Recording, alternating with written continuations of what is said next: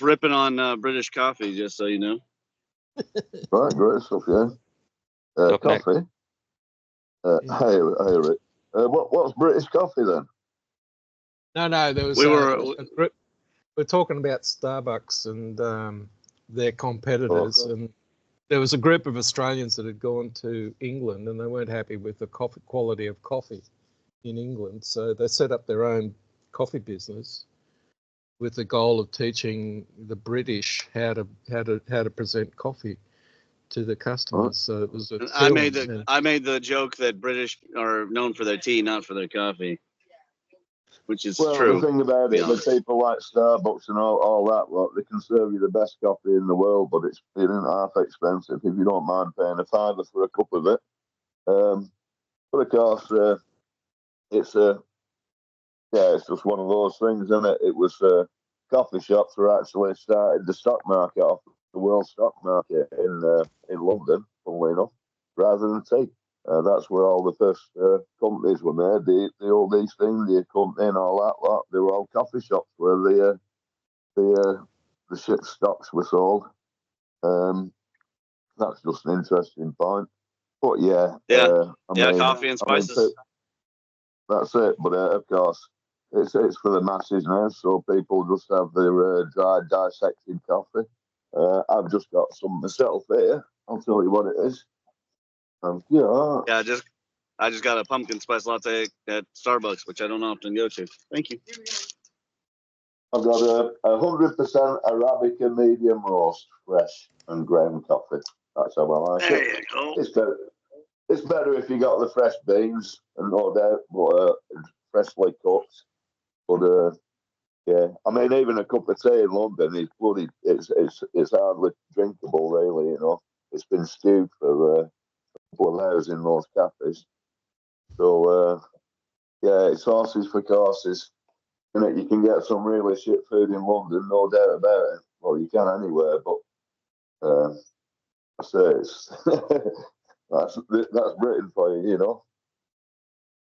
Anyway, so coffee and tea and all the rest of it, but we got onto the colonial era where the cricket teams in Britain were handed their ass on a couple of occasions, one by an Australian Aboriginal team in the 1800s, late 1800s, and the Indian team to overcome some of the attitudes. But anyway, so the Brits tend to get hammered for a lot of things, but I think they've done a lot of good as well. You know, the colonial area out of Britain was a lot better deal than the alternatives.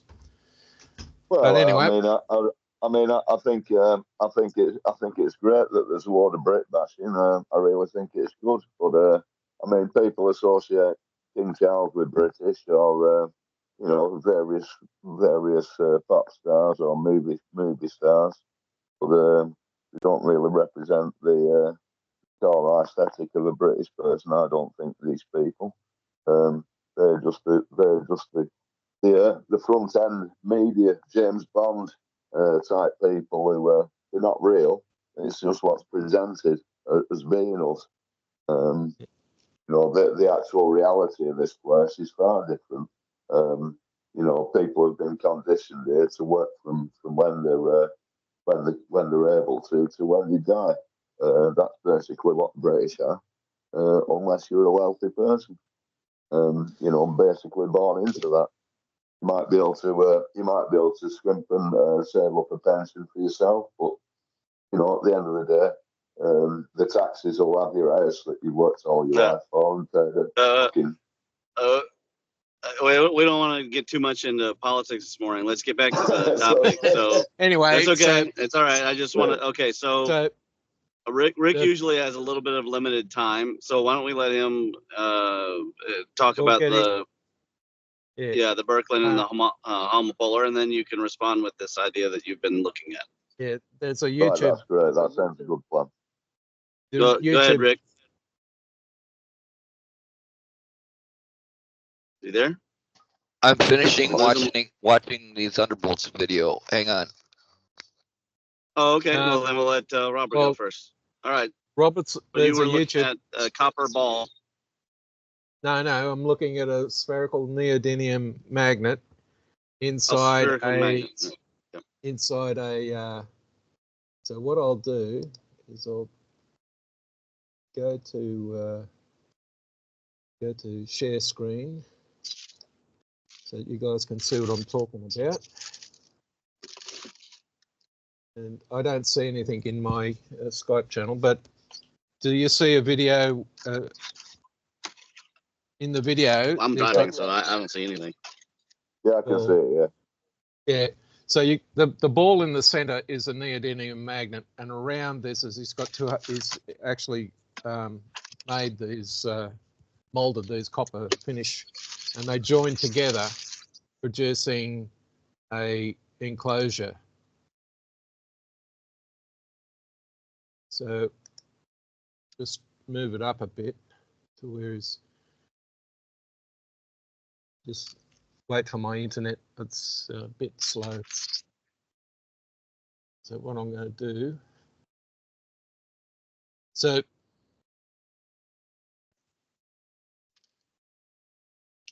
what I was doing, I'll just turn off the sound on this video.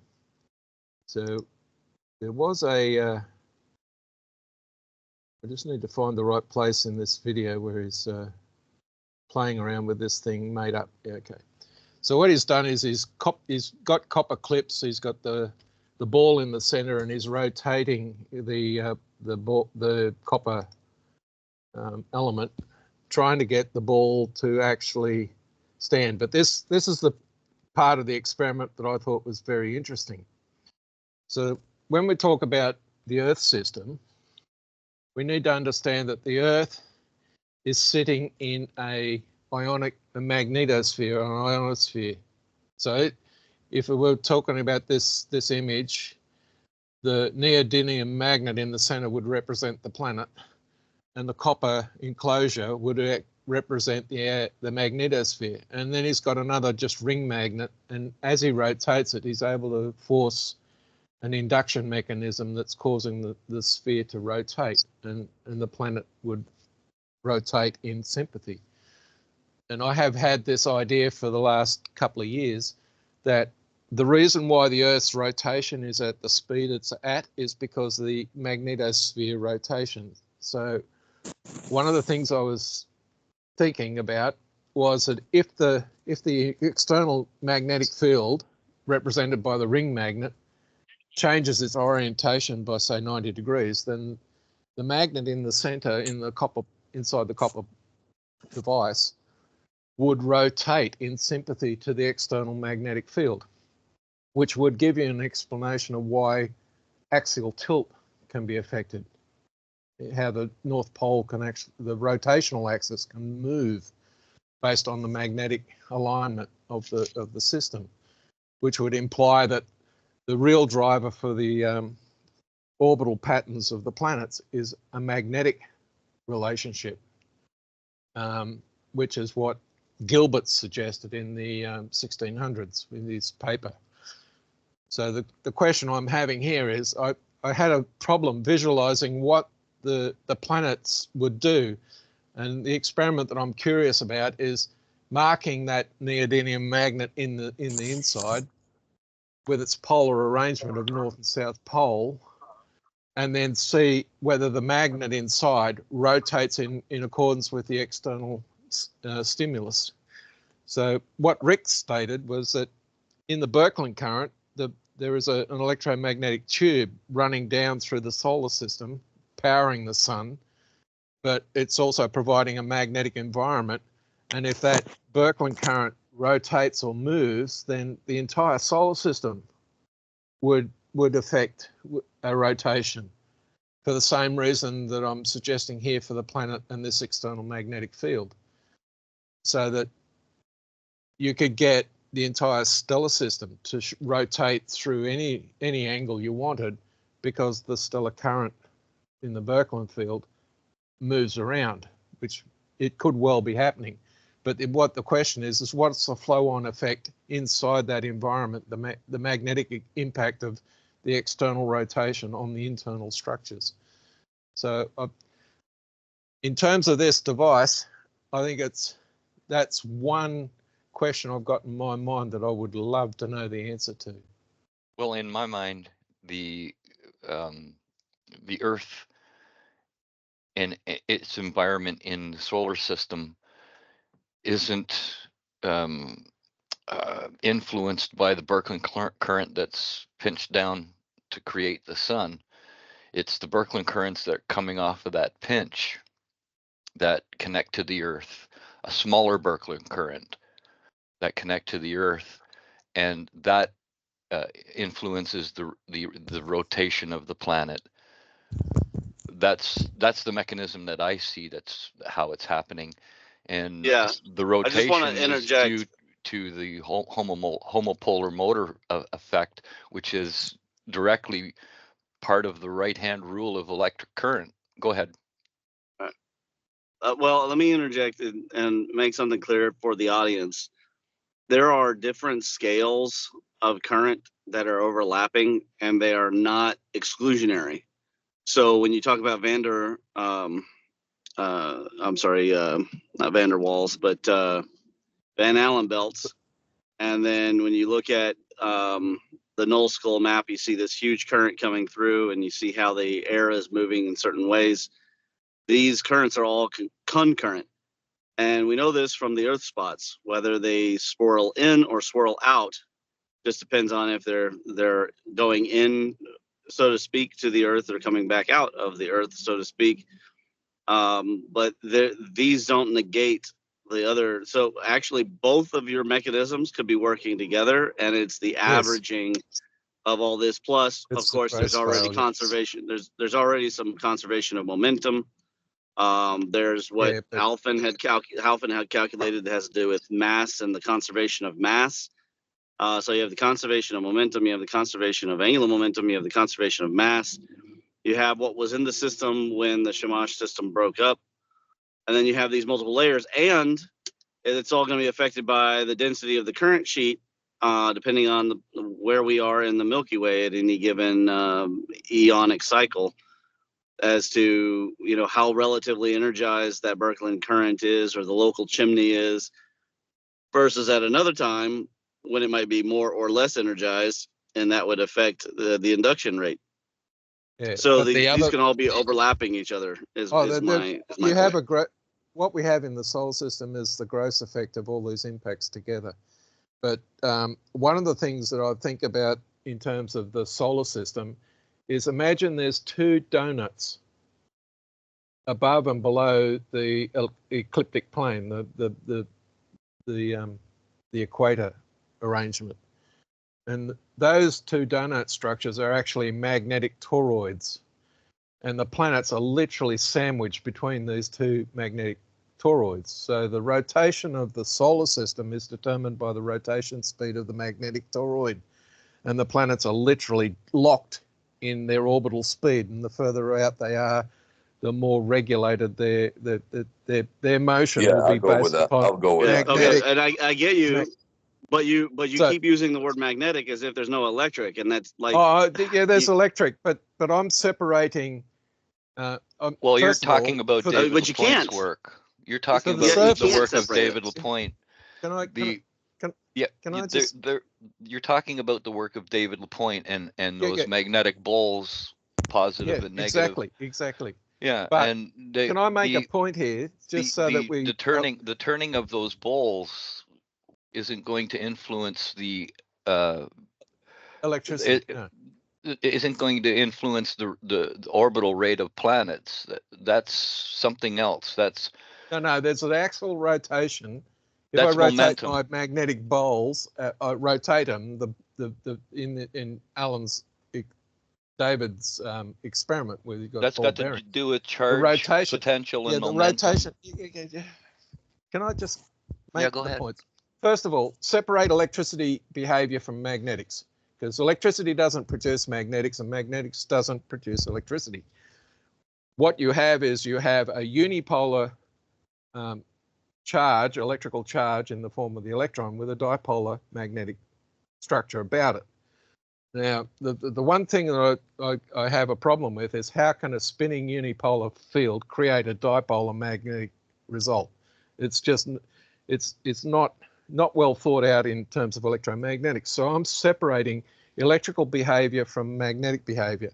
The electrical behavior has to be dealt with in terms of electrics, and the magnetic in terms of a dipole magnetic interaction mechanism. These things need to be catered for separately.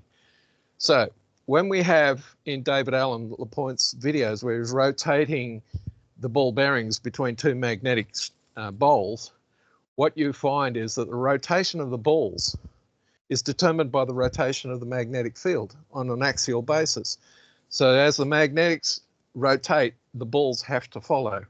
And the same process would occur in the solar system, which reinforces what Gilbert said back in the 1600s, where he thought the planet's rotation about the sun was driven by magnetics.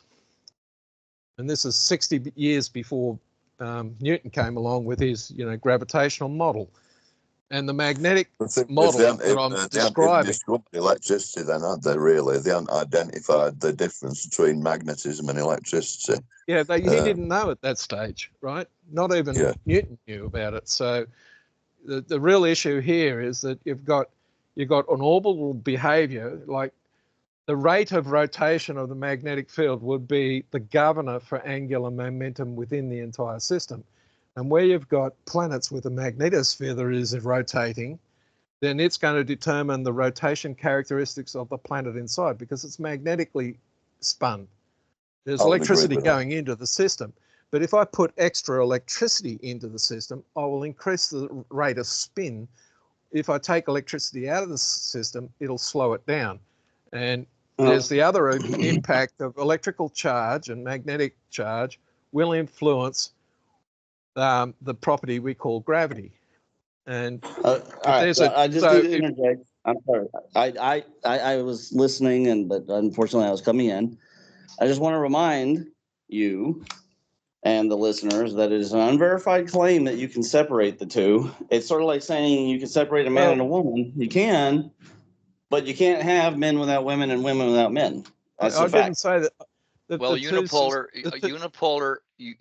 field only applies to them looking at the sun, and the field, the loops that the plasma produce, that's their unipolar field. There's got to be a positive to that negative inside the plasma of the sun. So there is basically, it's a theory. It's never been shown that unipolar is a thing. Correct. Well, and also the idea of magnetic charge is a Robertism. It's not necessarily sure. It's not.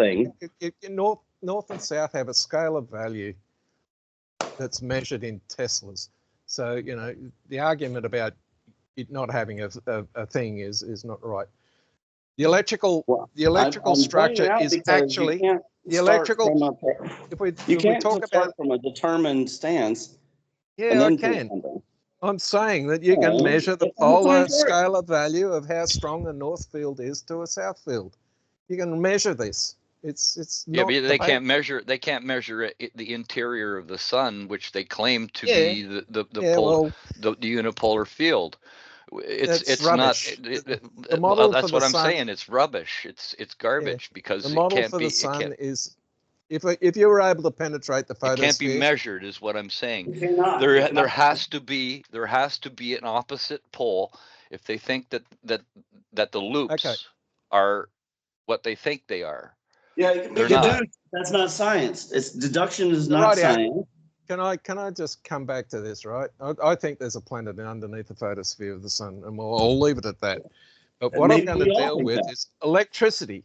Right? Let's look just at electrical charge. We have a positive and negative. It's a dipolar environment. So if I was able to get inside the electron, I would see a dipolar arrangement of the electrical behavior. One pole is pointing directly inside. The other one is pointing directly outside. And there are three electrical poles on the electron and the proton in terms of gross behavior. So that means there's a dynamics where you got opposite rotating fields, electrical fields of the dipole inside that are cancelling each other, and you've got an amplification mechanism occurring with the 3 poles pointing out, so for the electron, the one that's pointing out is negative, and the one that's going inside the electron structure is positive. And for the proton, it's reversed. And there's more structure in the proton, which is why you've got the 1836 mass increase in the proton. So the electrical arrangement is actually dipolar, but constructionally unipolar, which is why we get the electron and the proton. However, in that arrangement, the magnetic behavior of the structure is dipolar. And to prove that these two things are separate, all you need to do is go to Wikipedia and look at the wave diagram of the photon. And what you see is the photon's magnetic field maximizes, goes through zero to a minimum, to a maximum that's negative, and back again through zero to a positive. And the electric field in the same process at 90 degrees rotation goes through the maximum to the negative, so it goes to a positive maximum, to a negative maximum, to a positive, through the 0 point. And the claim in electromagnetics, that's dogma, is that it's a moving electric field that produces a magnetic field. The photon proves that that assumption is wrong, not just it's false, because if the electric field disappears, there's no magnetic field, and the magnetic field, the whole structure stops at the first phase, go from 0 to a maximum, back to 0, it should stop. Have And we it ever should measured start. a magnetic field of a photon? They have been measured. Forgive. They've been measured. I don't The know reason about why that. we know that, the reason why we know these things are, the diagram exists in Wikipedia is because they have measured it. You know, I'm not going to debate whether the diagram is wrong. What I'm saying is the understanding of what's actually going on there is completely wrong. The photon is a constructed circuit. It is two halves of the same charge. One is turned literally inside out to the other. And what you have is a smooth rotation where the positive structure turns into the negative structure as the negative structure turns into the positive structure. And Well, those Google two says structures, photons are those two intrinsically structures, chargeless and non-magnetic. that's not true. It's Well, not true. There is a magnetic field dipole there. There is an electrical field. If they've measured they it, measure these oscillations. You can't say they're not there when they're being measured. If they've measured it, they would state it. Yeah, they're lying. Well, okay. They don't understand what they're talking about. But anyway, what's let me finish the description of the photon, right? So as the negatives, You gotta let other people talk. these two structures, the positive structure and the negative structure, have the same electric and magnetic charge, right? But one is the reverse of the other. So the electric charge elements tend to cancel. And the same is true of the magnetics, but they don't disappear. They're always there. They're just very, very weak to detect. And you need that structure to get this oscillation mechanism, because your negative structure turning into the positive structure produces this oscillation mechanism where you go from a positive maxima to a negative maxima. You need this rotational behavior to occur. And what I'm saying is that electrodynamic specialists out there don't get what's really going on, because they don't understand what's going on. You have to explain why the photon is going through this process. And the fact that the proton is expressing this behavior, the photon is doing it, means that Ampere's assumption is not correct. And everybody who believes it doesn't really understand the dynamics.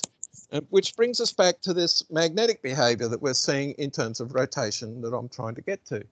So if the Earth's rotational speed is driven by magnetic dynamics, and the electrics provides the energy installation, we need to understand with the electron that if I provide an electrical stimulus, the electrons and protons will start moving.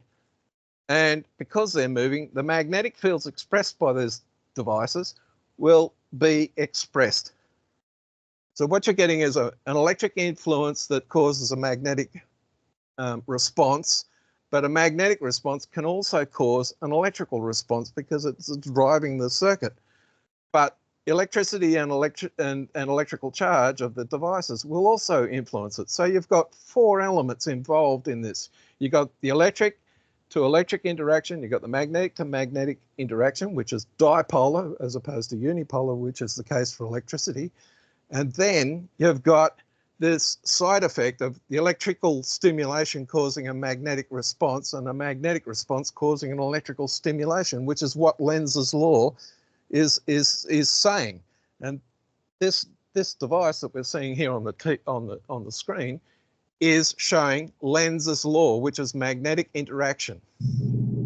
And if you were able to watch electrical charge across this device, you would see changes to the electrical field. But he hasn't got a device to see changes to the electrical field. And this is the issue with David Alan LaPointe's experiments. He seems to think that magnetics is all there needs to talk about. The electricity is not important. But the simple fact is electricity is needed in his experiments to produce his thruster concepts. The magnetic Charge is what creates the magnetic fields that make up our solar system. The movement of charge is what creates the magnetic fields. Yes, period. I agree. I completely disagree with it. Because well, it can't I mean, it has been proven in laboratory experiments from the 1700s, the 1800s. It has not been proven. It has been. It has. Rob, hasn't been. You had your chance to speak. It's other people's turn. So Rick and Nick and me also get the turn. Anyways, I gotta go. I gotta get ready for work. It's been a slice. I'll talk to you guys later. Have a great day. Okay, see you later. So my point would be whether or not philosophically it's been proven, especially to the degree that you feel is necessary. The fact remains that they have done the engineering to the degree that they could do, and it has been successful in the production of a great number of things. And they have done the math and done the measurements and verified those things to happen. Now, they didn't do it at the necessary level. Sure, they weren't at the quark level when they were measuring those things, but they have done. And then you have to deduce the rest. I mean, it's a matter of whether or not you do pseudoscience, because you can assert that there's a planet inside the sun. You can assert there's a planet inside the sun, but you can never measure that. So it's a pseudoscience. You can't. You've got to penetrate the photosphere, which means you can't. Hey? You can't actually penetrate. You can't physically measure inside the sun. You've got to build a craft that can survive the environment, and if it survives, it won't survive. That's my point. It won't survive. The photosphere's temperature is 6,000 degrees Celsius, and we can build a spacecraft that can be isolated from that environment and penetrate the photosphere. But you can't build a single vessel that would protect against radiation, protect the electronics, and protect the people on board that will penetrate the coronosphere to get there. You don't put people on board to begin with. And it doesn't matter. You can't put electronics on board either. They won't last. Yeah, but okay. That's the claim. And even if they did, the issue here is. Hold on, Robert. Even if they did, you couldn't trust the measurements because the neutrinos and other particles flying off will affect whatever computing system or software that is running. You don't need a computer on it. You don't need electronics on it. You just need it to survive the environment. If it goes into the photosphere and comes back and doesn't and hits the ground and doesn't come out the other side. Are you using teaspoons to measure it? What are you doing with it? Yeah, all I want is to see if the device survives the environment. Yeah, but how's it getting there? How's it getting back? I mean, but anyway, the reason why I'm saying that you can do this experiment is the photosphere is it's 1 million miles deep for a starter, right? And you need to understand what capacitance can do to isolate the outer layer from the inner layer. It's a plasma effect. So yes, there could be a planet inside the sun that is the focus of the electrical discharge. But again, we need to think about how we do experiments. And when it comes to moving electrical fields producing magnetic fields, we cannot test that assumption And the reason why we can't test the assumption is we cannot create an electrical material that has no magnetic properties whatsoever and a magnetic material that has no electrical properties together and cause these two things to interact. We cannot produce an experiment that shows categorically that electric only produces magnetic. We've talked about this. But You we've can't, got a because device. they're the No, same thing. we've got a structure. We've got a structure, and it's very important for people to understand. The electron is a structure. It's constructed of components inside it, because when we smash electrons together, they break apart. The same is true of the proton. So Okay, these Robert, things are structures. Robert, take a breath. They're not. Take a They're breath. not complete. But the Take thing a breath. is, how does mathematically, how can you have a rotating unipolar electric field producing a dipolar magnetic field? All right, Robert, take a breath, reel in the ADD, let Nick give his 2 cents, because you and I are going to go back and forth about the force on here. Yeah, I know. Okay, I realize this.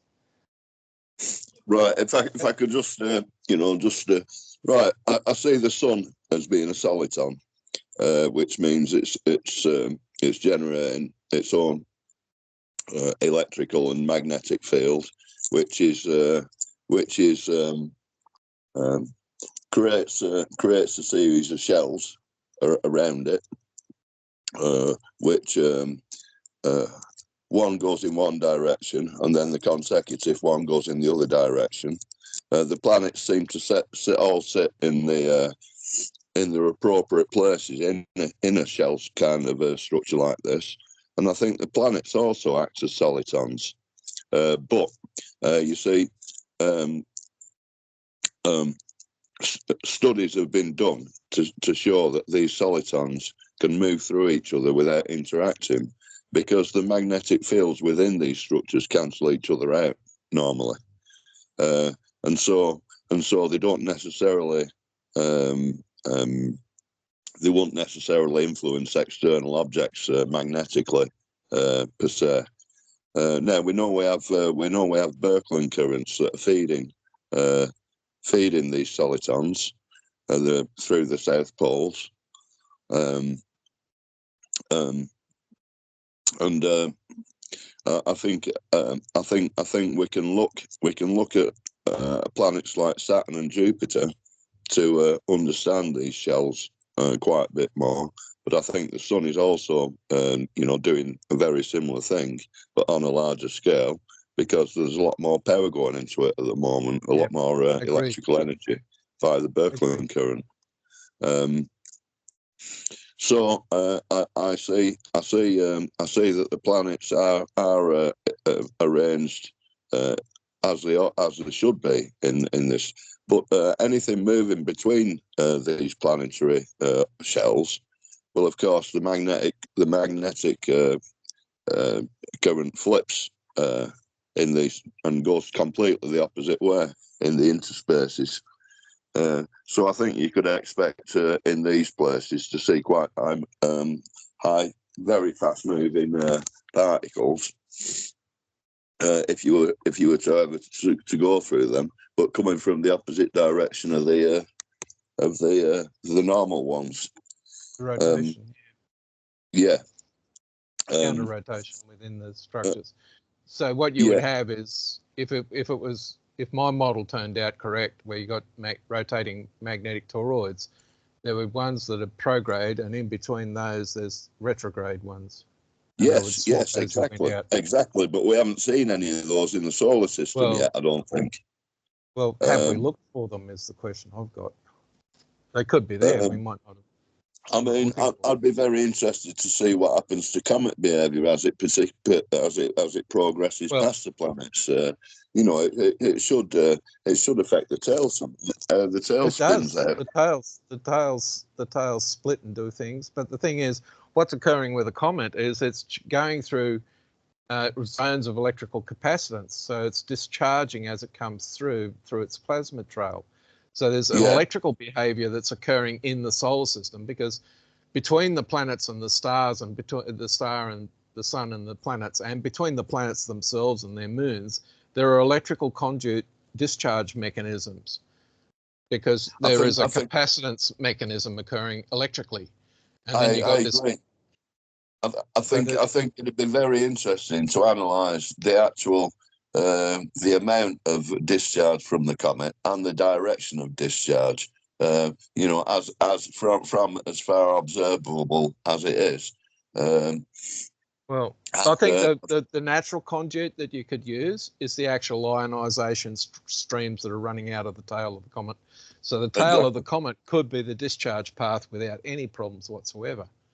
And Wald Thornhill's statement, you know, when the space shuttle was coming back and it got hit by a lightning bolt, which is the reason why it died on the way back, you know, that sort of electrical discharges, a lot of people don't understand, and Ramon's pointed this out in the past, is how much power there is in these electrical discharges. We're talking 1 million to 1 trillion times the amount of power of getting all the nuclear bombs in the world and letting them off. You know, and a kilogram of material that undergoes nuclear fission processes is 10 to the 21 watts of energy, and the electrical discharges we're talking about are double that, 10 to the 42 or something like that. The amounts of power involved are just beyond comprehension of the majority of the people who think they know things. So when we're talking about a comet, sitting in a field of that sort of that potential, like you said, we are sitting in that field, but that's why it remains relatively organised, because I think the power's coming in from generally the same direction. Now I think there will be fluctuations of the power coming through the system. There obviously is, because there seems to be you know, these 11-year solar cycles. We still really don't know what causes them, although it's speculation that, you know, obviously Jupiter's takes about 11.5 years to revolve. Oh yeah, that could certainly be the case of the orbital characteristics of the gas giants. But the thing is, when we talk about fluctuations in the electrical system of the solar system, as well as its magnetic field structure, we need to have, there are longer cycles, like 3,000, 6,000, 12,000, 24,000 years cycles, which I know he's, Ben keeps going on about. But the thing is, if there's electrical fluctuations inside the electrical dynamism of the galaxy and it's cyclical, you're going to see the Earth the solar system go through surge energy and diminished energies, which could produce inside the solar system planetary effects like ice ages and global warming and all the rest of it. The amount of power that's available to effect these dramatic changes is huge, but you don't need much of a twiddle. I think the effect, if less power comes through the main Birkeland current, I think then the whole system, the solar system, would shrink proportionately, and the more energy comes through, the more it expands. I think. That's the way it works. Well, that's going to contribute to the angular momentum of the entire system, because there's an energy input. But the real thing is the Milankovitch cycle, which varies the Earth's orbit in a precise way. That could be explained by an energy input, an oscillation mechanism of the energy input in terms of the electromagnetic discharge along the Birkeland current that the sun sits in. And under those circumstances, a little bit of change can affect the internals of the solar system and the behavior on each planet quite dramatically. But the amount of energy that is actually trickles into the planetary systems and all the rest of it could be quite small, as explained by Michael Claridge in his video that he produced, where he's talking about the solar inputs. The one thing he missed out on that video was induction mechanisms. So if we have a major electromagnetic discharge into the Earth, then we're going to see changes in the behavior of the system. And what we have today that we didn't have 100 years ago is these power grids that stretch across continents, and they're just like dirty great big energy antennas. So if there's a surge, it's going to get dragged down into the lower atmosphere as an electrical discharge and causes all sorts of problems. But it's a way of putting into the system of the Earth way more energy. And the question I have is, if the magnetic rotation, if the rotation of the magnetic field about the Earth drives how fast the Earth spins and regulates the moon's orbit and a few other bits and pieces, then you can get variations. If the magnetic field changes, then you'll get variations in how fast it rotates and where things that are responding to that field will actually lie in terms of an orbit about the central axis of rotation of the toroidal mechanisms. But the moon has a toroidal magnetic field. Everything in the solar system has a toroidal magnetic field structure about it. And the reason why that will develop is because these things, all the stuff we see in the solar system has electrons and protons in it.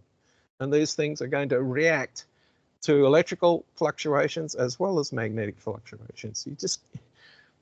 You don't need gravity at all to explain the dynamics of the solar system if you really understand what the magnetic and electrical interaction mechanisms could be and are. And while we can debate about whether moving electric fields create magnetic fields and all the rest of it, that can be classed in the philosophical debate. However, we know that the charge on an electron is different to the charge on a proton. The mass of these two objects are different. So there's more construction in one, less in the other. And those factors are not really inside the minds of the people who are trying to understand the dynamics of the solar system or electrical behavior or any of it. If we talk about wire, transmission of power down an AC wire, the reason why we don't see a magnetic field is the two magnetic fields that are generated by the motion are going in opposite directions to each other. They literally cancel to a point where it's very hard to detect the magnetic field. There will be one there, but it's so tiny that the environment around it just swamps with noise, so you won't see it easily. Whereas the electrical behavior of the AC transmission system is obvious because it's high power oscillation. So the real issue here is understanding the behavior, trying to explain why the behavior we're observing is actually occurring. And the methods we've got at the moment need to be thought out a lot better, which is one of the reasons why I wanted to separate completely electrical behavior from magnetics, because the magnetic being a dipole, you need two sets of equations to deal with the dipole interaction, whereas the unipolar fields with the electrics is only just one set of equations. So describing things electrically is simpler than trying to describe the dipolar interaction, which is bloody complicated. And it's no wonder that, nobody's really been able to get their head around it. Even Weber didn't understand the magnetic interactions. So I just think that we've had more than 1820 to now. We've had 200 years of investigating electromagnetics, and I don't think we understand the actual internal mechanics very well. And if we understood it better, its behavior was better explained than it is now, we might be able to explain a whole bunch of stuff that causes people to scratch their heads wondering what the hell's going on. So I think it's quite interesting that a lot of people who study the closest stars think that we're in some kind of void, some kind of a chimney stack void, they call it. So it's a tubular void that appears to have cleared most of the matter out of it, or maybe as all that matter has been sucked into just to constitute the planets and the sun. Out of that void, as it sucked in all the matter from there to create. Why are there no other stars near us in our, particular little bit of space? We seem to be particularly lonely as far as I can see it, compared to many other star systems. Yeah. And The chimney, actually, that chimney structure you're talking about, I saw a video involving water droplets in rotation. So you get a bowl of water and you put in, you know, bits of crushed up aspirin or something in the water, and you get the ball rotating. So initially it starts with all this structure being randomly put through the spherical structure of the ball. But as you rotate the ball on an axial rotation, what you produce is a cylinder of the objects in the water ball, so that the chimney arrangement could still be a spherical rotation mechanism, but because there's material in there, it generates a cylindrical column that's determined by the electromagnetic interaction of the rotating sphere around it. So you still end up with this interaction, which can be explained in terms of a physical experiment on the Earth, which would give you the sort of behavior you're doing. But the thing is, the minute you get, the way the guys described it in the video, they said, oh, this is angular momentum. You know, you spin this thing and everything condenses into the center, like, you know, it spins faster. However, the rotation rate of the ball didn't change. It was just how long was it spinning, and all this stuff condensed into a cylinder along the axis of rotation. So it went from one end of the sphere to the other as a cylinder, and the ball itself was rotating at a constant speed. So there's a, you know, why was that structure expressing that behavior? And I think that the answer is it's not a gravity behavior, it's an electromagnetic attraction and repulsion mechanism. So you get weird behavior in stuff we see, but because we've got this gravity-centric model and a not quite right understanding in electrodynamics, we miss what has to be going on to get this behavior to occur. Because if you align all the stuff electrically and magnetically, it will condense itself. It will shrink. Because what you get is you get charge cancellation, which means the objects will come closer together to each other. And if you leave it long enough, you'll eventually, depending on the density of the material, it could become a pencil beam. So the laser behavior requires electric and magnetic rotational fields to get the photons to clump together in a beam. And effectively, it's a dual rotating conduit mechanism, which is, you know, a Birkeland current. It's just, it uses photons to achieve the results. And the issues here is that the description of, you know, twisted wire pairs, photon lasers, and Birkeland currents, they're all exhibiting the same sort of rotational mechanisms, and plasma does the same thing, and so does water flow and gas flow and dust. They all express the same behavior, which means that the explanation for this behavior has to be electrodynamic. It can't be gravitational or, you know, some other made-up idea out of quantum explanations, right?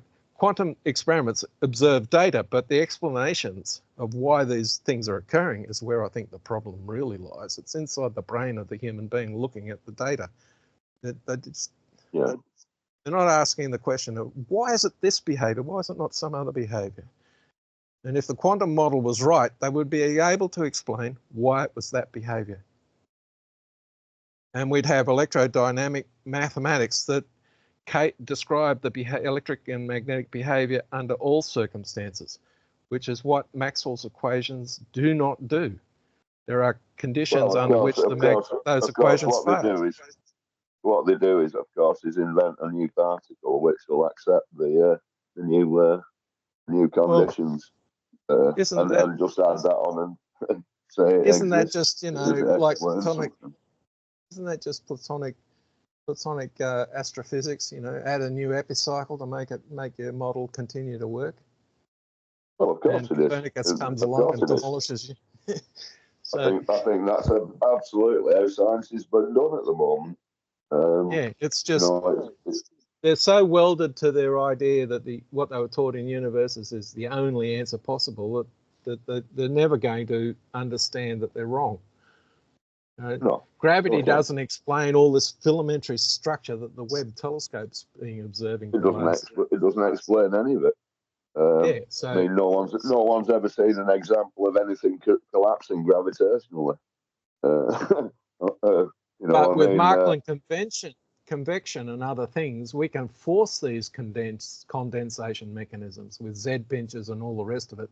These electrodynamically, these things can be explained exactly at any scale. I totally agree. So cosmology needs to get its head out of its rear end and start examining what's occurring. And the thing I'd make to the cosmologist guys out there is show me a piece of matter that does not have electrical charge and magnetic charge inbuilt. Show me a structure that is only gravitational. No electromagnetics allowed. It's just got to be gravitational. Show me one of them.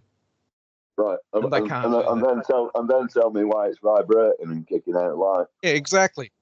The simple statement is that all matter we know about has an electric unipolar structure and a magnetic dipolar structure, and under some circumstances the magnetic monopole occurs and the electric's dipolar. And this is done by university experiments. There are papers out there that show that this is what happens. So, you know, these guys are frauds. They're refusing to accept the evidence. They're demanding everybody believe them without any proof. And we've got experiments that show that they're completely wrong. And they're refusing Well, of course, it's just the same as government people who are completely wrong. It's the same as army people who think they can kick the arse out, you know, with a couple of old bus tanks. You know, it's the same. It's the same. It's up to us to be able to lay down ideas in a way that can be expressed.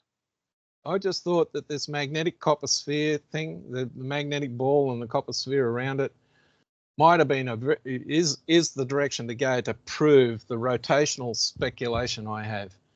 You know, if we can show that. I think that's really good as well. But I really like the vortex analogy in water with the aspirin, where you would get that sort of a tornado effect.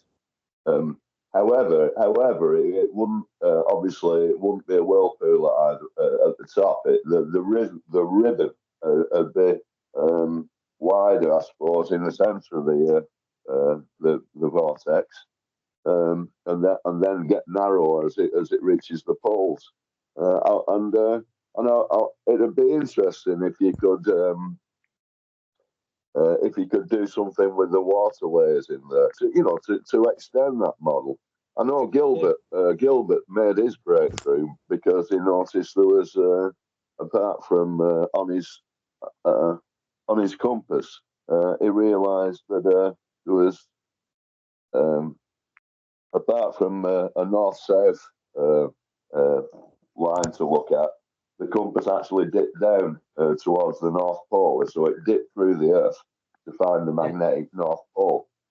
But he had a tub of water with a magnet in the middle and his little needles around, and that's right. But they were pointing down, weren't they? As they were pointing down at 23.5 degrees. He obviously, so they were directly at the North Pole. Yeah, but what he did impressed Elizabeth I so well that she gave him a pension for the rest of his existence after she died, and that discovery by Gilbert enabled the Brits, the British Royal Navy, to travel the world with a destination precision way in excess of anybody else at the time. You know, the rest of the guys had no idea how the Brits could do it. And you know, it's a case of, you know, being taught this is the answer by people that are ignorant, and then because the mathematics looks like it always produces a good result, that's the answer. And they never question the process. And if we're doing science, we've got to explain why what we observe occurs. And when we look at quantum physics, they just invent more and more stuff we can't even prove the existence of to explain why their model works. And so I see the model used by quantum physics and astrophysics as just an extension of the Ptolemaic astronomical model. You know, just invent an answer, and you don't have to explain anything. It's like God created the world. Why is there good and evil? Because, you know, it's all God's fault type mentality. You know, some external agents, you know, grinding the handle. But if I was God, why would I want to grind the organ to get the human monkey to bounce around, you know, for aeons? You know, it's just a waste of my time as a divine being. You know, why would you not set up a universe that just looked after itself according to a set of laws? And our job is to understand what the hell is going on. And we're not doing a very good, modern science is not doing a very good job of understanding what is going on. They have explanations. No, that's why I think we've got to carry on with our stuff and be able to present it. And, you know, it's just more people question and more people think about where the right answer lies. Yeah. I mean, so I'm just putting it forward, you know. Interested. There'll be people out there that'll be saying, I'm so wrong that I'm going to get up there and I'm going to prove him wrong. Well, fine. Go ahead and do that, because I don't have the resources to prove I'm right. But if you can prove me wrong, that's fine. I don't have a problem with that. But well, at least I think if you've got, I mean, it's like everyone else. We've got to put our arguments out into some kind of order that's communicable and it's communicable and coherent. But with my explanation about why Ampere's assumption could be wrong, Ramon gave that to the AI and it says, well, that's an alternative explanation that could work. So the question is, was Ampere right, or is the alternative solution, which will produce the exact same result, which one's the better solution? Which one's the simpler solution? Exactly. And yeah, people will claim that moving electric field, magnetic field is a simple solution, but you need to explain why the photon behaves the way it does using Ampere's assumption, and it breaks down. You can't, it doesn't work.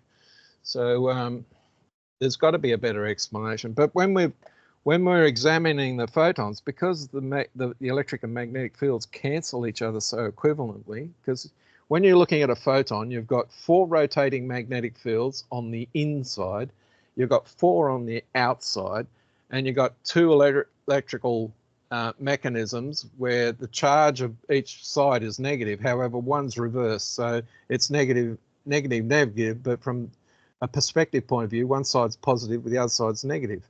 So those 2 electrical charges will cancel each other, but you still get an electrical dipole behavior, and you get an 8-fold, 8-polar arrangement for the magnetics.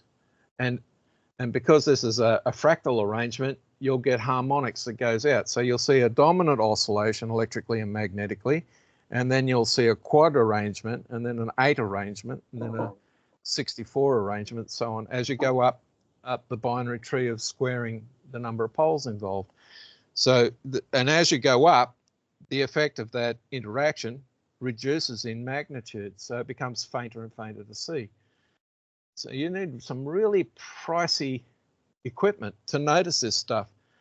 And I know these sorts of observations have been made, but you know, given the equipment you need to spend, the money you need to spend, the only people that can afford to do these sorts of experiments with any degree of presentations are the guys who work for the black op operations. They got a bucket load of money that they can go away and spend lots of money on devices that are just beyond the capacity of private enterprise or universities or anybody else. And the reason why they do these experiments is it turns into military technology somewhere along the line. If you can get a propulsion system that doesn't need fuel, that's a military advantage beyond compare. But anyway, I just need to go for a nature call, so I'll be back. Okay. I'm here. Okay.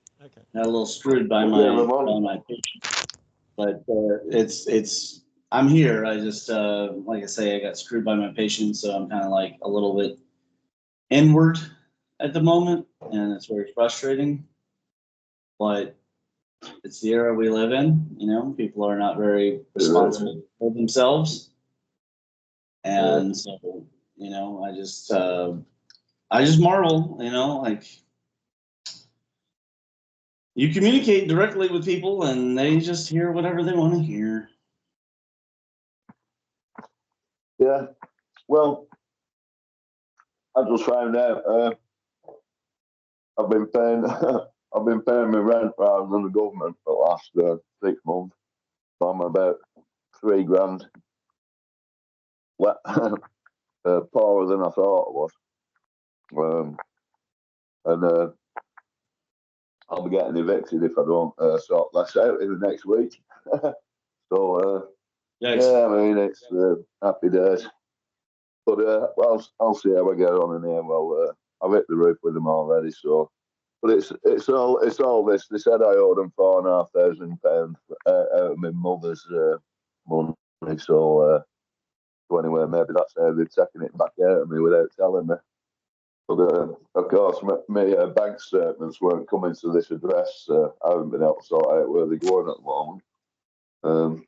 Post office. But so anyway, I went down and got my statements, and there we are. Bloody thought. A bit skinnier than I thought I was. But yeah, and my course is going pretty well. I'm enjoying it, but well, it's software engineering with DevOps, which is kind of the new way of looking at software development. It's quite interesting. You can make some serious money doing it. Getting on, but you've got to get on a team. With, you know, that's what it's about, really. Being able to get on one of these teams. But what you're actually doing is, with this full stack engineering that I'm doing, be able to join in a number of layers of the software development cycle. But it's all about using different frameworks, which then define the architecture that you've got to use, and then defines the languages and then the design patterns of the actual software. So it's all very instead of having a monolithic system where you get a designer who speaks to the customer, knocks out a lot of these schemas and then gives them to programmers. The programmers have to they have to produce the code that's as directed in the schemas, test it, integrate it, and then present it back to the users. Now, if there's a design flaw somewhere along the line,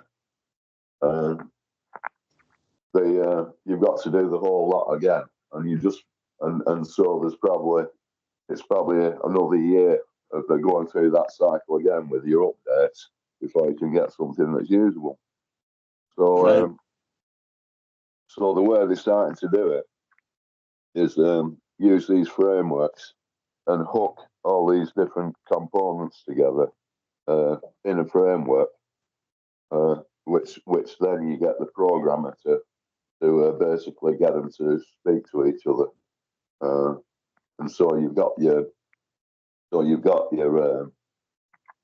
the front end, which is what the client will see, and your server can provide either virtual machines to run various types of software, and then provide your client with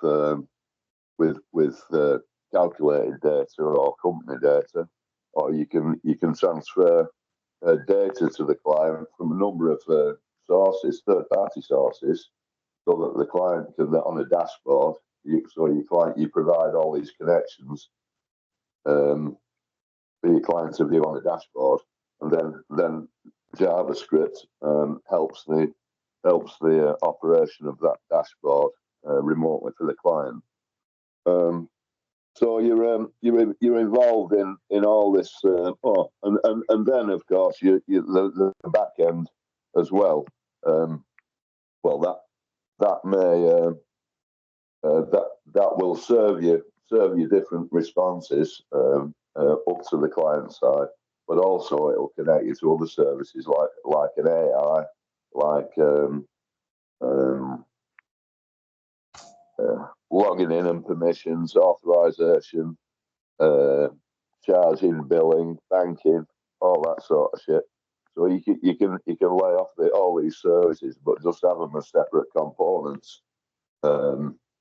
Which if one fails, won't fail your main application. So anyway, so that's what I've been doing, and I'm about a week in front at the moment of me these. Well, this is what I'm doing, a DevOps engineer course at the moment. This one, I should have finished that. I should be finished with that in 2 or 3 weeks. They say it's 6 months at 10 hours a week. So I'm aiming to do it in a month anyway. I have to go and help a patient, but I hope that you guys keep talking because I will be back. Okay, Ramon. I'm back. Well, I'll just hang on because Robert's gone. Oh, are you back? Are you back? I'm Robert, back. Yeah, I'm back. I was just listening to you talk about the software stuff you're working on. So there was one thing I was wondering about with Venus. The retrograde spin of the planet on its axis has been slowing down. And the question I'm asking is, what mechanism is allowing the planet to slow down? Well, if Venus interacts with the Earth, there is no doubt about it, because it's got a plasma trail back to the Earth, so there's an electrical conduction mechanism available, or a planet. It always faces the Earth. It always faces the Earth. We only ever see one side of Venus, as well. That's because of the rotational behavior of the planet itself. But it's totally in sync. It's totally in sync with our rotation. Yeah. It is totally harmonically. Yeah. So the question is what mechanism do we have available to us to explain the fact that the axial rotation? How do we explain the axial rotation slowing down? Well, because every time it comes back for a near pass with the Earth, which is, I think, it 5 times a year, it interacts with our atmosphere, and obviously we have a dominant electrical, magnetic influence, and it's causing it to get in sync with ours completely, total resonance. Yeah, and that's why there's no other explanation. Yeah, but it's got to be electromagnetic in nature to cause this resonance to affect. But in the model I was describing for a rotating magnetic field causing a change to the axial rotation of the planet inside that spherical structure, is that enough to explain why the planet's rotation is slowing down? So if the planet's rotating counterclockwise. No, it's rotating clockwise. Prograde is counterclockwise. So retrograde is clockwise. But if its magnetic field is counterclockwise, then these two rotations are opposite to each other, which will produce a friction event, so that the thing inside that's rotating will slow down and eventually become sympathetic to the external rotation. And the entire planet will then go from retrograde spin to no spin to prograde spin, and well, that I don't would think produce. So. I think it will get in complete synchronicity with the Earth as far as harmonics. So if it is slightly off that now, it will be tending towards it, and I think all the planets exhibit these tendencies. They waver away from that perfect pitch harmonic on both sides, but they always average right on it. And I think this is why we are seeing slight variations in, alterations in the relationships of the planets all the time. Yeah. As the fields expand and contract and intensify, and they affect each other more or less. That explains it perfectly to me. So I mean, I think that's a perfectly valid observation. And it fits in very logically with how I see the solar system. Of course, I'm still not convinced about the centrality of the sun. Well, yeah. But I'm hoping to be able to. I've had a good look at the JavaScript in that Tarkosium now, and hope to be able to add to it to maybe put Birkeland currents onto the model, and or maybe these rotating vortices, and see what we see. Using these ideas preliminary. I mean, I could do it on the standard model of the solar system as well, but I don't think there's too much standard about it, to be honest. Well, I think the standard model doesn't stand up to scrutiny. No, I don't because think there's so. dynamic behaviours that just can't be explained with a gravitational solution. Well, I'm very interested in checking out this new Gaia data as well, and seeing how it compares with these like you said, these ephemera-based systems, and the Tychosium, and what exactly with real live telescope data, hopefully, to be able to prove points, because it seems to me that a planet like Mars, it varies so, and Venus, they vary so enormously in size when we, at various times. I mean, I think it'd be very interesting to do a complete analysis of the yeah, there's guys. I'm watching a video that's got huge magnets in it. It's like the weird things people do. It's yeah. Some stuff What I'm is, saying is that on at times on some orbits, obviously there are different orbits with Mars according to this. If you do look at the Tychosium, but if you don't, we'll see that the actual telescopic width of Mars will vary, go up and down at really very strange frequency, depending where we are with the sun. And I think these need to be looked at a lot more. yeah, but that optical data can be easily explained by light traveling through a medium, and you're getting lensing effects between ourselves and Mars due to the plasma structures that are in between. So I'm not realised. Totally convinced about lensing. It's almost like I'm not totally convinced about lensing. I think it can happen with it. Not gravitic lensing anyway. Edward Dowdy, right, the NASA scientist who was on the EU conference of 2014, explained how the lensing effect of the sun was observed, that proved that the claims made by the Einstein group is that gravitational lensing does not occur, and what you've got is lensing due to the plasma structure about the sun. So you've got, it's just like you're passing light through water. The only difference is it's now a plasma structure.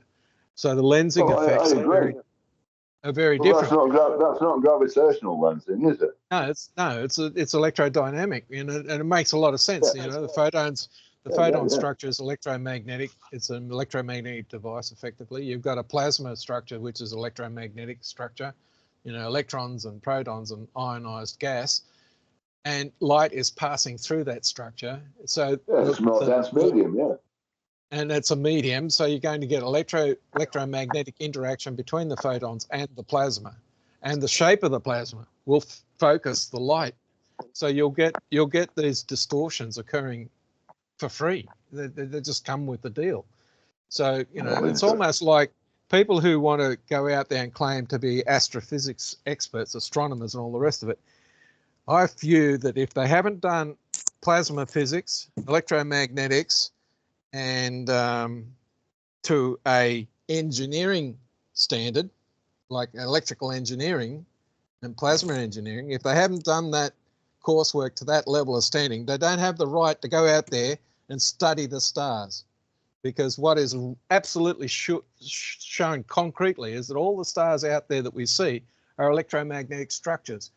And if you don't understand electromagnetics, how can you then claim to understand what's going on in the wide universe? We've lost Nicholas again. He's dropped out. So, yeah, I have real problems with the standard cosmology model. I just think that they're ignoring evidence, they're doing it deliberately, and I think the reason why is that there is technology that comes from understanding things correctly, and they want to keep that stuff secret, which is fair enough. You don't want the guys that you're having problems with having the technology equivalent to yourself, or otherwise you'll lose the argument when it comes to slapping each other around. But which is a shame, really, because we're spending trillions and trillions of dollars on killing each other instead of making a life for everybody where the desire to go out and smack people around just disappears. But what can you do? So there is a lot of stuff out there for the audience to.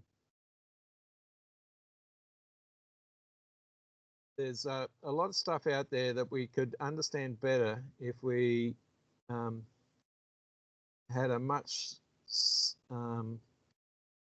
more skeptical view of what universities teach and what professors claim, because they don't really describe things correctly. You're back, Nicholas. I was just filling in space, but I'm just saying that if we try to explain why this behavior that we observe is the behavior that must occur, then maybe we might have a better result coming out of science instead of all this fear-mongering and we've got the right answer and scientism, authoritarianism mechanisms in place. The peer review stuff has been shown to be decrepit. And you've got people out there that say if the papers haven't been gone through by peer review, then they shouldn't be read at all. Well, my comment to those guys is your field of study was started with people that didn't have peer review 200 years ago, because peer review has only been since the mid-70s. So peer review is not the be-all and end-all of science. What you need to do as a scientist, if you claim to really be wanting to understand things, is you need to explain the behavior, why that behavior occurs. Why is that the only behavior you observe?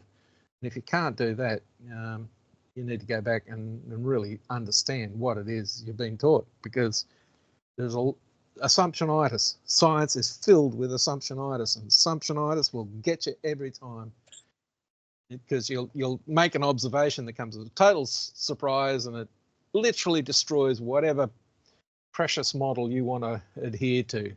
And in the case of Arthur Eddington, the observations proved that his gas model of the sun didn't work. It wasn't the way it was. And cosmology wanted to believe Arthur Eddington because he was a Royal Astronomer Royal, the guy with all the medals and money and all the rest of it. He was a fraud. He's done such a horrible disservice to astronomy. It's just unbelievable. And then his followers in the form of Compton and Carl Sagan and all the rest of them, Tyson DeGrasse and all the rest of them, are going out there claiming authority in knowledge that they can't produce experiments and duplicate in the lab. And Dr. Richard Feynman said, if you can't do it in the lab, if you can't do it by experiment, can't show it by experiment, then whatever you're saying can't be true. So, you know, your experimental evidence is what shows your theory correct or false. And whatever your theory is, it's not complete. You're not God, you're not the infinite. It's had an infinite amount of time to study every detail that's available to you. You're a finite creature.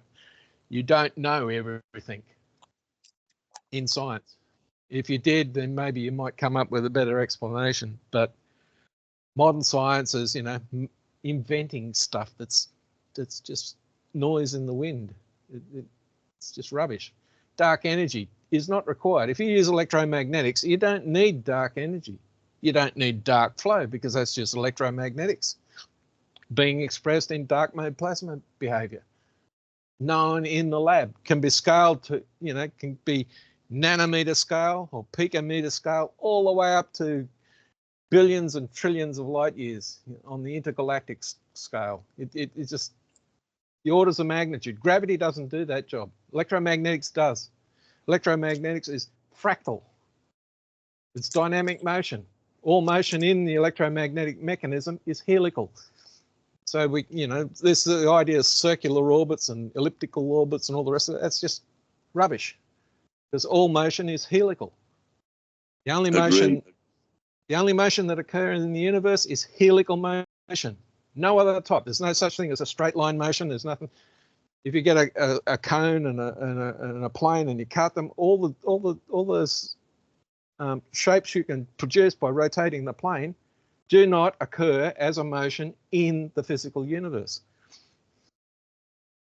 And there'll be people out there that will object to me immediately, and I'm saying, no, even orbital behavior, if I've got a plane orbiting a tower on the Earth's rotating. The Earth's moving around the sun. The sun's moving inside the galaxy. There's no way knowing that there's a circular orbit about a point on the Earth. It only becomes circular if I squash away all the other motional dimensions that are occurring. So, you know, and it all comes back to this idea that, you know, was prevalent in the 1500s. The world is as flat as a tack and it doesn't move. Static motion. Static electricity comes out of that idea. There's no such thing as static electricity. And what changed that? And what changed it for Gilbert and for navigation was not just the compass, but it was also the clock. And Yes. And it was those. But they had to know that the Earth was a sphere, else the navigation wouldn't have worked. So Exactly. with the clock, so with the clock, they could, for the first time, they could start calculating longitude correctly, even at sea. And so it made navigation work. But they couldn't have done it on a flat Earth. It wouldn't have worked. Yeah, it doesn't work. And the people that say that the Earth's flat and have got all their models of whatever, just refusing to accept the evidence. You watch their videos, and in their videos, they prove that their theory and their claims are false. Completely false. Yeah, it's a psyop. It's a psyop to silence people like me. So what you're trying to do is say that real science is bullshit and our fake science is the real deal. But the one simple observation that anybody can make is look at the Earth, from the Earth to the moon, from the north and south hemisphere. Just, you know, step on each side of the equator and do your observations, and you will discover that the only geometry that works is that the Earth's a sphere. Because if it was flat, the face of the moon we can observe wouldn't turn upside down if the Earth was flat. Yeah. So it's simple ignorance of geometry, and these people choose to be ignorant. The people that are promoting this flat Earth system, the guy in charge of it, who was the president of the Flat Earth Society until he got tossed out, has a PhD. He's a trained scientist, and he chooses to. He's paid. He was paid to lie to people and convince everybody that the Earth is flat. He's the same. He's exactly like he's like these people who walk around throwing all the rubbish around them on the streets, and then say, "Well, I'm giving employment to a road sweeper." You know, he's that kind of person. He'd rather create a filth of his own profession and smash it to bits. Walks in the house and urinates in the front entrance. Yeah. And then wonders why his house stinks. and a lot of them are like that, I'm afraid. You know, as long as I'm all right, Jack, and that's that. They don't give a fuck about science or anything else. We see this everywhere. You know, the tobacco industry went and paid scientists to lie. The medical industry has gone out there to paid people to lie. The telephony industry with the mobile phone have gone out there to make paid scientists to lie. If you do a degree in environmental science, you'll end up working for BP, figuring out how expensive it is to pollute one area over another area. You know, you won't be doing anything positive. You're just there as an absolute stinking rat bag, upside down, doing your upside down job, putting fluoride in the water for all your customers. You know, that sort of thing. As long as I don't drink it, you know. Well, one thing that chlorine and fluorine will do is it will kill organisms pretty effectively. But yeah, there are ways of removing that.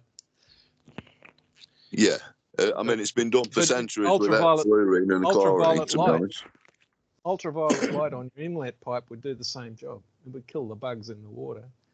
Yeah, you can stop the bugs. There was the CSIRO, the Australian CSIRO guys, came up with a coffee ground. Get coffee grounds of a certain size, and you mix it in with clay and create a puck. And you fire your puck, and that clay is now porous because the coffee grinds burn away. And if I have 10 of those pucks in a row on a water flow, none of the bugs that will cause cholera and all the rest of that sort of stuff make it through. They are literally removed from the water. And not only does it remove deadly cellular organisms that will kill you, it will remove sediment out of the water as well. So, you know, if you run your water through a sand bath, if it's 10 meters or 30 feet of sand, the amount of dirt and dust that makes it to the end is stuff all. But if you go through this clay separation mechanism, none of it makes it through. And then you can put it through UV, you can put it through magnetic separations to remove your heavy elements or whatever out of the water if it's, you know, too much calcium or whatever. There are processes you could run the water through, and you're going to fit that. You could fit those mechanisms to every house.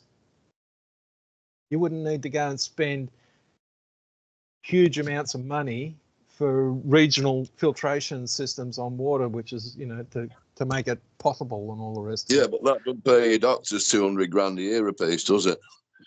You know, exactly. You know, you have a better, healthy society, and the medical profession gets screwed over. Yeah, that's it. The pharmaceutical industry is, you know, about selling drugs. They're not about healing people at all. They're about selling their drugs. Yeah. So the last thing you want, if you want to make money selling drugs, the last thing you want to do is have a healthy population that doesn't need your drugs.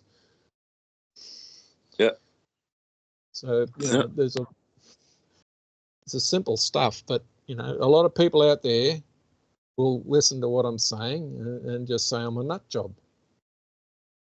Okay. If you want to be sick, then rely on the pharmaceutical industry. You'll be sick forever, spending heaps and heaps of money on stuff you don't need. Just eat healthy, exercise. But you get all your food in, you get all your medicine in food, every little bit that your body needs.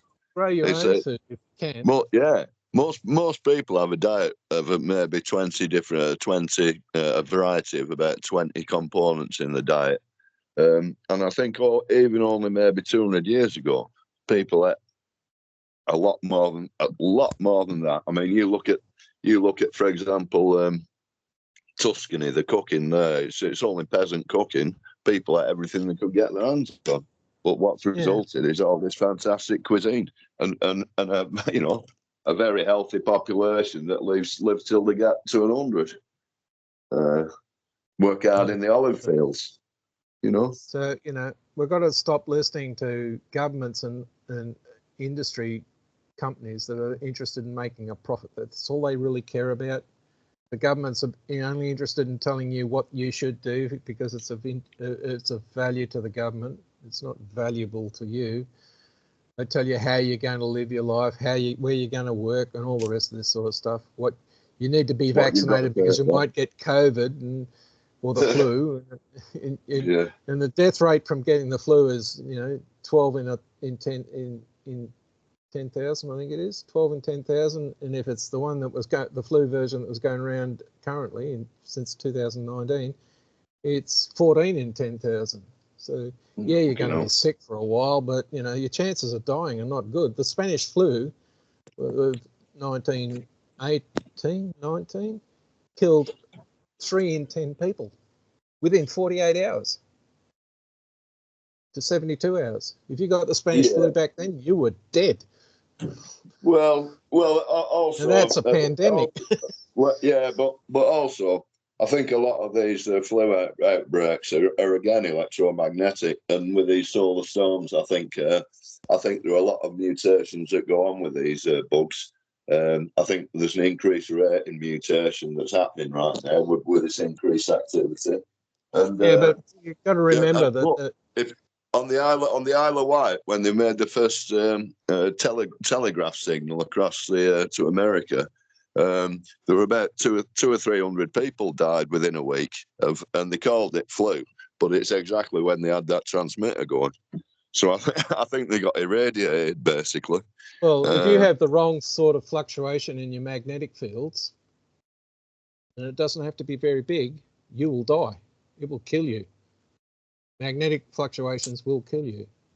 And that was exhibited directly in the Second World War when you had bombs falling on people, falling down out of the sky, and you'd have the burst, and people would die without a mark on them.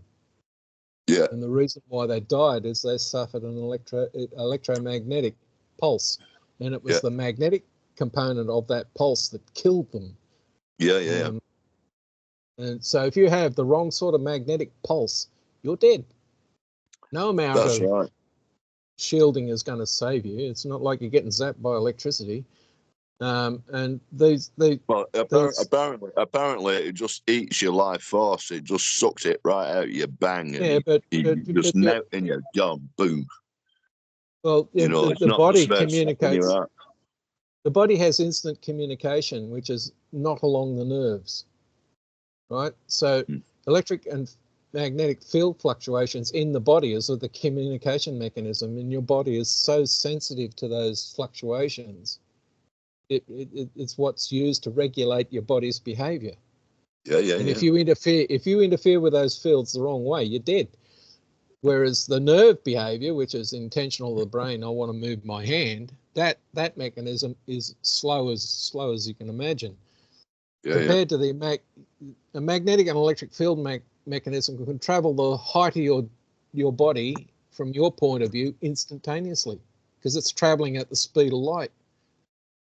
Whereas the pulse down your nerve is traveling at the speed at which electricity and the electrons will move down your nerve. Which is a lot from one cell to way the next. slower. Yeah. So we're talking, the best your nerves can do is like 80 to 90% the speed of light, whereas the field fluctuations instantly detected because it's speed of light transmission.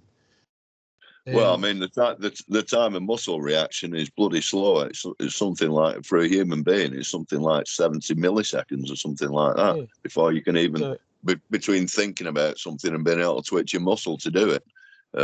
Whereas a cat's at about about 30 milliseconds, a snake's about 40. We're very, very slow as far as our nervous response times as a species. But of course, I think the interaction between the left brain and the right brain is again these hemispheres. I think it's that interaction there which causes sort of coherent thought, and then maybe a response. But that's a rational response, I think. I think you make it involuntary responses a little bit quicker sometimes. It's like premonitions, or an event that's occurred, right? My mother used to be good at this, and some people in the Aboriginal community are sensitive to it. They know when someone they are related to has died, Yeah, My yeah, mother yeah. used to be able to predict exactly when a child was born inside the family group. So, and we're talking back in a day when mobile phones didn't exist. You know, the Oh, yeah. telephone was on the It's a wall known in the phenomenon. house. It's a Right, known so phenomenon. what's the communication mechanism that's occurring there? It's got to be Well, electromagnetic field information transfer. It can't be. It's not. If you didn't get a letter or a telephone call to say it. there's You knew it some there's when it some kind of quantum entanglement going on there. I'm afraid to say. It's at a level. Yeah, but we're able to touch the field in such a way as that the information, if we're tuned to it, is instantly transmitted to us wherever we happen to be.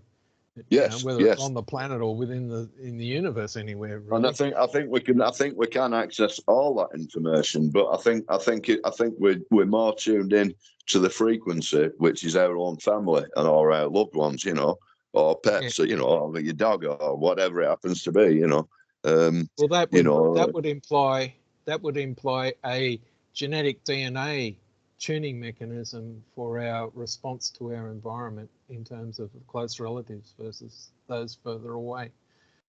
In terms of genetics. Apparently, a mother actually takes some of a child's mitochondria and stores it somewhere in the body, and so there is that they reckon there is that quantum link between those cells in her body, which are her child's, and the actual child somehow. There is some kind of entanglement going on that she can sense a change in those cells. The mother can exchange with the child the DNA signals. It's a lot harder between the male and the female in terms of husband and wife, but yeah, that transmission mechanism is probably there as well. I think these quantum systems can be established. For example, if you fall in love with them, I don't think it has to be purely genetic. It's I think it can be made on an emotional level, which does form an entanglement. Yeah, there's the effect of love at first sight that's permanent type stuff. You just click. But when we understand that there's probably 10 to 11 people out there that we could form, the long-term relationship in our life, we'll meet 10 to 11 people that we would have as a partner for the entire duration. That's a fairly effective number when you think about it. But there's a lot of stuff that goes on that people refuse to understand and refuse to follow up. And there are studies out there, the homeopathy guy, they went and got the critic, the PhD critic who was always downplaying homeopathy, and got him to go away and do his scientific analysis of all this stuff. And what he discovered was that homeopathy works. Yeah. Water does remember what was in it. And, that's right. That came as a massive shock at the time, and it's still being ignored by people. It's like, oh, okay, mumbo you believe jumbo, it. You reckon it's all mumbo jumbo. Here's $20,000. Go away and prove it that it's mumbo jumbo. Have you seen that Australian woman who can talk to water just about now? Absolutely fantastic. She's not the only one. There was the Japanese doctor who was saying words to water and freezing it. She's taking that study further. She's taking all that a lot further now, Robert. I'll try. She was on the Demystify program again, and she was talking about this form of entanglement, and now she was saying its basis lies in the in water, and it's got a polar structure, hasn't it? That's why it's electromagnetically responsible. So it would have to be explained that way. Yeah, and we're refusing to accept the evidence. Well, exactly. But the people who are, using this evidence are making big steps forward. You want to see the stuff she's actually doing. She can actually, it's quite amazing. It's quite amazing what she's doing with water. very simple experiments, and she's a clever lady, and she's actually putting experiments together which are working and proving her theories. Well, they're certainly pointing towards truth in them. I think she's involved with Sheldrake at some level. So anyway, I'll try and find more details out on her, because she's very well worthwhile listening to again. But one thing I will say about water is that it is the large-scale analog of how the aether will behave. The aether is effectively the fractal seed arrangement, the generator from which all matter construction comes. That behaves exactly like water does. So we can do experiments with water and come up with an explanation of how the aether would behave. And the reason why it will do that is that the universe is fractal. So what we see at this scale will occur at all scale. It's just a case of, do we have the right image scale to show that the behavior that we know to be present is being expressed? And this is the reason why I said that electrical transmission, and I've actually given that to a guy called Ivor Cat, and he sent it to the universities in electromagnetics because it blew his mind when he saw it. I described how an electric circuit switches on. And I said the first thing that occurs is the field mechanism in the arrangement between the source and sink of the electrical circuit, the plus and minus, the battery basically. You've got it sets up in the wire an aethic conduit in the wire. So the aether lines up with the electrical field.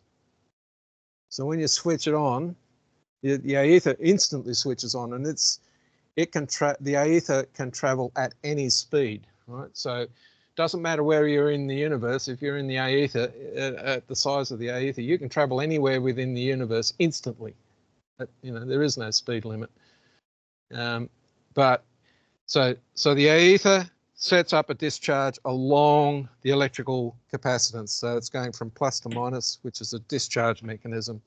The next thing that forms in the wire itself is the photons. The electromagnetic photons travel inside the wire. Neutrinos travel inside.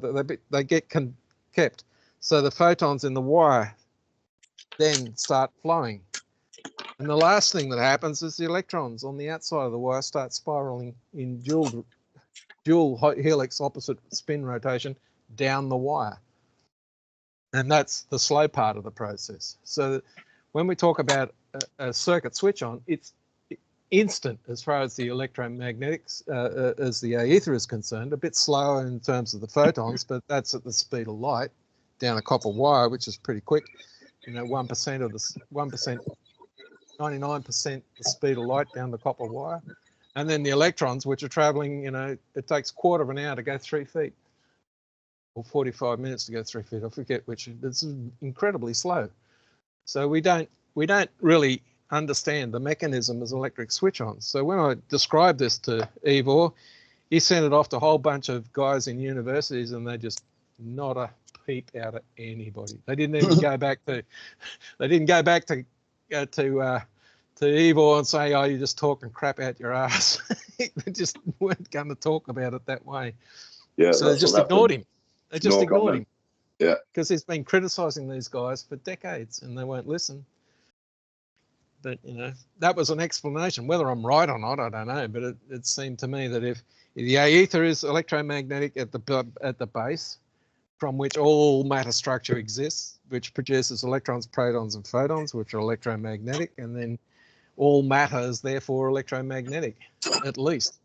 There might be more to the picture, but that's the starting point. And gravity, I think that the effect that we're going to call gravity is add up all these dynamic effects and produce a gross behavior, and we'll call that gravity because it's on the large scale. It's easy to work out.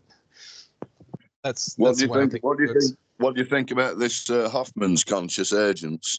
That seems to be able to fit in fit in sort of that's trying to link in consciousness as a very low level, I think. All the characteristics we see at our scale have to be present in the seed that generates our scale. So if we've got life at this scale, then we've got to have life being expressed at the aether level, at the basis level of the structure, and that life behavior has to express itself throughout the structure.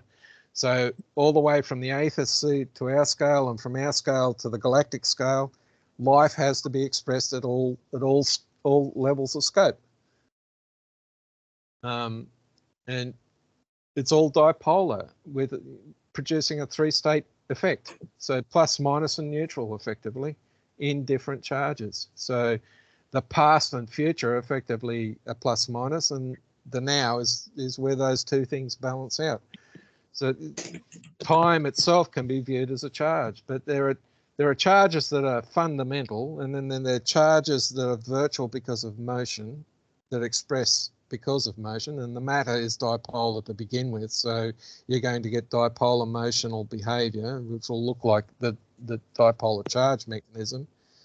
And then you'll have the inverted mechanism, the opposite structure. So you have positive structure and negative structure. And the difference between the two is that the geometry of the entire structure is completely reversed. All motion is reversed, so entropy reverses, and all that sort of stuff. So entropy can be seen as a charge from order to chaos, but if you reverse it, it's chaos to order. These things are completely symmetrical. The question is which type of universe do we live in? Ramon talks about it as counter space and space, but I don't think these two things are separate from each other. I think they coexist. So counter space is in space, and space is in counter space. It's just a case of the geometry of your structure. If you turn it one way, it looks counter space, and if you turn it the other way, it's space. These two things are flipped between each other. So a counter space electrical structure would see the positive charge stronger than the negative structure, whereas in the space structure, it's the reverse. Negative is stronger than positive. North is stronger than south. But in the counter space, south is stronger than north. You get the symmetry. And this is, one of the laws inside basic physics. There's a law of symmetry. If you have one state, then the opposite state must exist. If we have electrical monopoles and dipole magnetic structure, then the reverse has to occur, where you get magnetic monopoles and dipole electrical structure. And that structure has been built by universities and others. I think it was Sheffield University released a paper in 2017, one of the British guys, talking about monopolar structure, magnetic monopoles. So you're getting what Maxwell thought would occur. Because the electron exists the way it is, he thought you'd see a magnetron equivalent, where the electrical and magnetic properties swap places. But if we went looking for this matter, we'd have to have a complete different detection system. But I reckon if we looked hard enough, we'd find this matter. It's going to be out there in the environment right now. They talk about the missing antimatter. Well, from the standard model, antimatter as described by the science is opposite charge matter. Well, if we've got opposite charge matter, the electron has the positive structure, the proton can have the reverse. It doesn't disappear. It goes into the construction. It's fundamental to building the geometry of the structure. We need both. We need the positive structure and the negative structure to go together. And unless they're geometrically identical, in other words, I had an electron and its anti-electron structure, which are completely opposite to each other, it's only when I bring those two together that I will get the dissolution of the electrons and produce the aether as a result. If they're not exactly same construct, they won't decay. They'll produce some other weird result. And this is not understood. They see a result, make an assumption, and you're in trouble when you make the assumption. But if you can produce, a positive and negative matter structure out of a gamma ray, then we really don't understand what a gamma is. There's the mechanism. We're getting a light photon turning into an electron and anti-electron structure, and the reverse occurs. So when those two combine, we get a gamma ray. Symmetrical interaction occurring there. Anyway. So I was going to stop the recording because we've been going for a little bit of time, nearly 2 hours. So, brilliant. So I will stop the recording here. I We can catch up actually have to later. hang up personally. Yeah. But I'll talk to you guys later. Okay. Right. Cheers, Ramon.